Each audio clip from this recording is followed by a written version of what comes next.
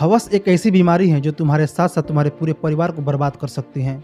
महाराष्ट्र के जलगांव के एक छोटे से गांव में एक इंसान को जंगल में एक कटा हुआ हाथ दिखाई देता है और वह हाथ एक बच्चे का होता है। जिसके बाद वह इंसान डरते डरते थाने जाता है और पुलिस को सारी बातें बताता है। और जब पुलिस वहां जाती है और अच्छे से तलाशी करती है तो वहाँ सिर्फ हाथ नहीं बल्कि शरीर का हर अंग कटा हुआ मिलता है। और जांच पड़ताल के बाद पता चलता है कि यह बॉडी एक छोटे से बच्चे मंगेश कुमार की है। लेकिन आखिर ये छोटा सा बच्चा मंगेश है कौन? दरअसल पास के एक छोटे से गांव का ये लड़का सिर्फ अपने मम्मी पापा के साथ रहता था।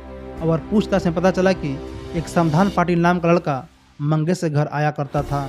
समधान और कोई नहीं बल्कि मंगेश के बुआ का लड़का था, यानी मंगेश की मम्मी उसकी मामी थी।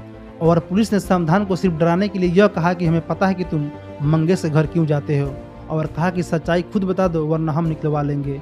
फिर डर के मारे उसने बताया कि मंगेश की मम्मी यानी कि उसकी मामी के साथ उसके अवैध संबंध थे और उसी के लिए वह उसके घर जाया करता था। और इसी बीच एक दिन मंगेश घर आ जाता है और दोनों को इंटीमेट होते हुए देख लेता है। फिर समाधान ने कबूल किया कि यही कारण था जिसकी वजह से उसने मंगेश को मारा और फिर उसके टुकड़े टुकड़े कर दिए। और इस केस के बाद सिर्फ मामी का ही नहीं बल्कि भाजे का भी घर तबाह हो गया और एक बेचारी मासूम की जान चली गई। और इसका कारण था सिर्फ हवस।